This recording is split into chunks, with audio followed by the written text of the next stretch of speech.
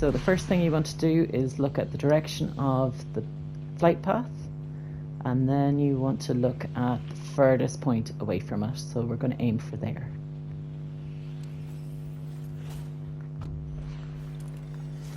You want to deploy your glider straight away so that you're still going to be quite high in the sky when you get there.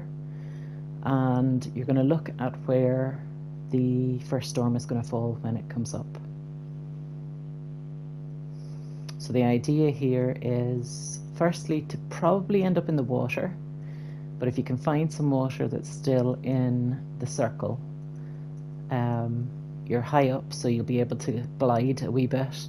Now sometimes it just happens that's the other side of the island, and such is life. But the reason you pick the furthest bit away is that it's less likely to have people in it. So if you're in the water, then you can stay there until the storm chases you out of it. And chances are anybody who's on the land at that point are going to start moving in. Now that's not a guaranteed, but it's usually quite commonplace. So we've got 6-7 seconds left before the storm is announced. So we could come over here. So I'm going to try for that. Now I probably wouldn't have if I wasn't explaining this to you guys, but to show you what I mean. So you want to get as far away from land as you possibly can. Now judging by this circle, I think that's probably going to be ideal. But we're going to have to move down the coast for that. And remember, the water is going to drag you to the left because that's the direction of the current.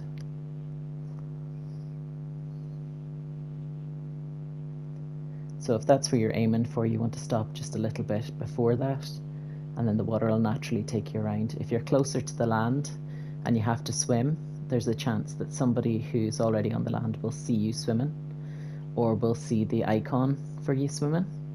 So if the water naturally takes you along, it'll just look like you are AFK, or hopefully it won't look like anything. If you're not moving, you shouldn't really be drawing an awful lot of attention to yourself. Now what I usually do at this point is I'll go out beyond the circle and stay there because it's so close to land, but I still have like nearly 600 meters to go, so I'm going to curve in a little bit.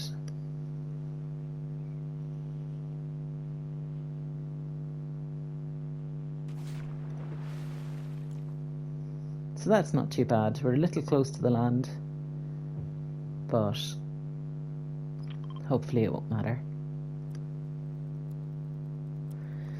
So we're just going to sit here through the first circle and hopefully it'll fall our way. Now if you look at the distance between this circle and this one, that's kind of the smallest. Now sometimes it's more obvious, but the smallest distance is the place where it's most likely to form close to the next time. Now as you move up the different ranks, like at the very start in the bronze level, it'll always form there, but as you move up towards Unreal, it moves about an awful lot more, so you can't really predict where it's going to be. But there's been games where I've sat here through in the water, doing nothing, just watching the storms, right through till we were in the top 10. So you can see the storms coming onto the map now a little bit. And we're now 400 meters instead of 600 meters from where we want to be. So pretty much anywhere between here and the marker is a good place to be till we see where the next storm's going to be. So we've got about 19 seconds. I'm just going to move in a wee bit now.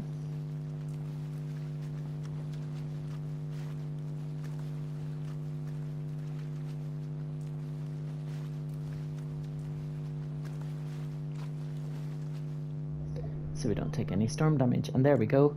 We're in the next circle. Now you'll see the numbers are going down from the marker, which means we're still moving to the left. So you're still caught by the current. So I'm going to put the marker here and move back over towards it. Now, the closer you stay to the storm, the less likely you're going to be seen.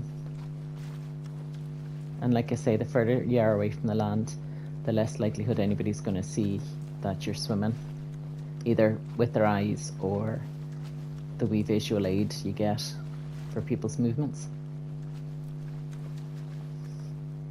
Now, we're not too close to the land, but I'm looking at the map and we're kind of getting close to this wee bit here if we go to where I'd like to be ideally. So here we go, we're storm 2 now.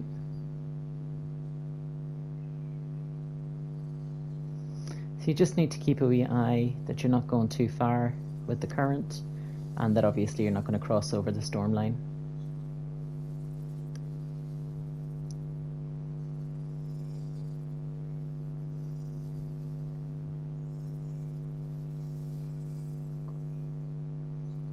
So 2 things to remember.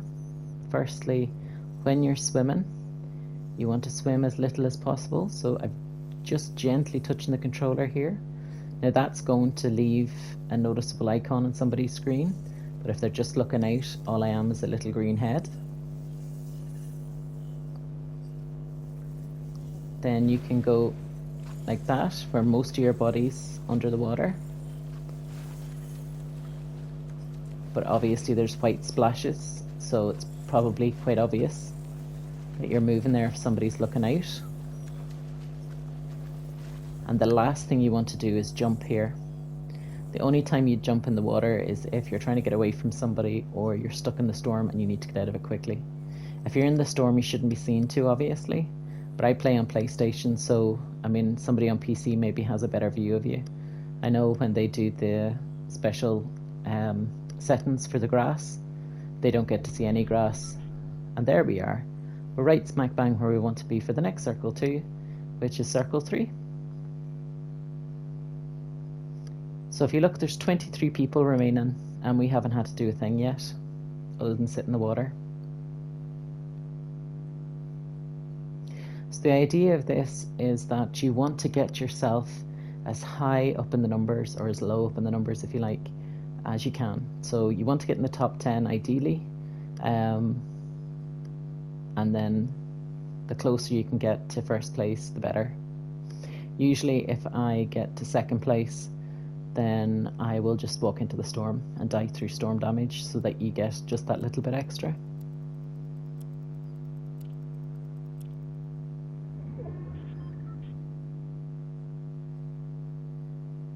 And obviously the less you need to move, then the less people are going to see you. So I'm currently Diamond 3, and for the most part this has worked for me. I've had a couple of losses, but that's usually when I break my own rules, when I go off and do something weird or wacky. But this has been the most successful way I have camped this season so far.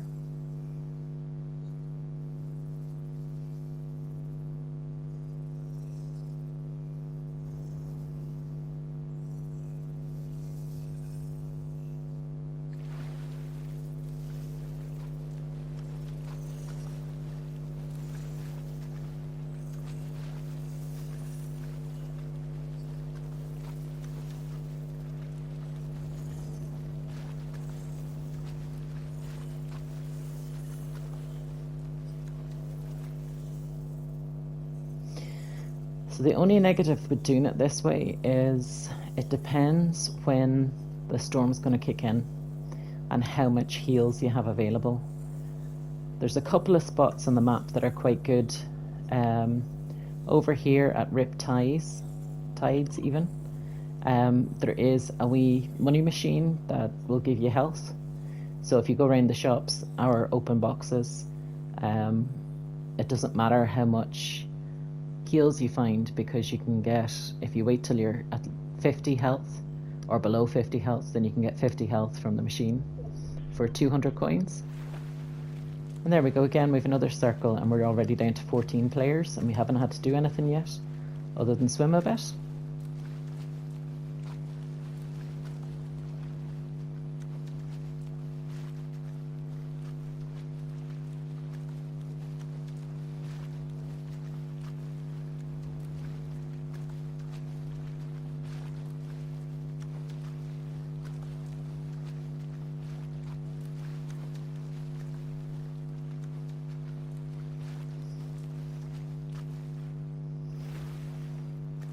Just checking where the land was there.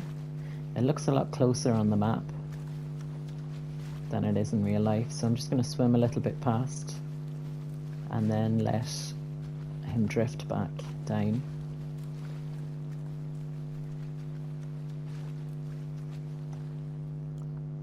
Now I think it's probably going to be next circle. It's going to pull away drastically, so it'll probably be round about where the box is or up this. Someone spotted me. Right, there we go. Typical. Still, we've reached 12 people before anybody's spotted or anybody's come at me. And of course, remember to zigzag.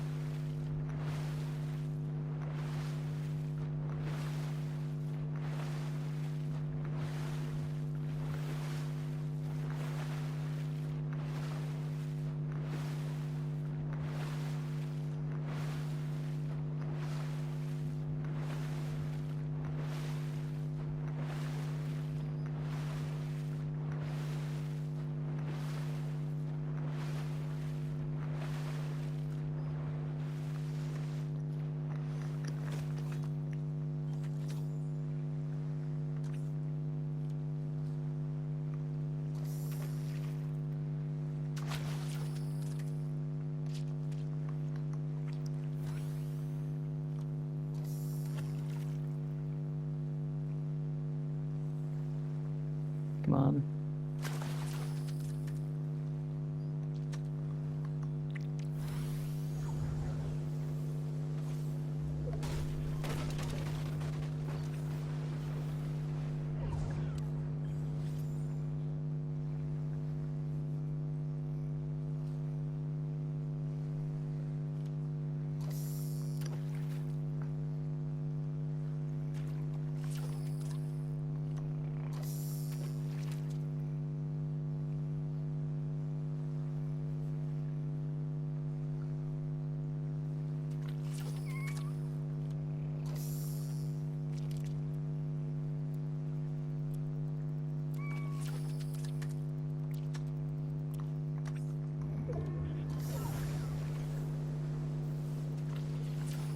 So we're in a 2-tick storm now.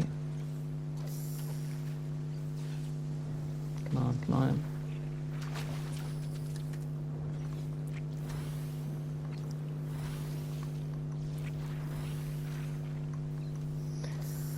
And we're down to 11 people already. And there we go, it's pulled miles away. We're in the top 10.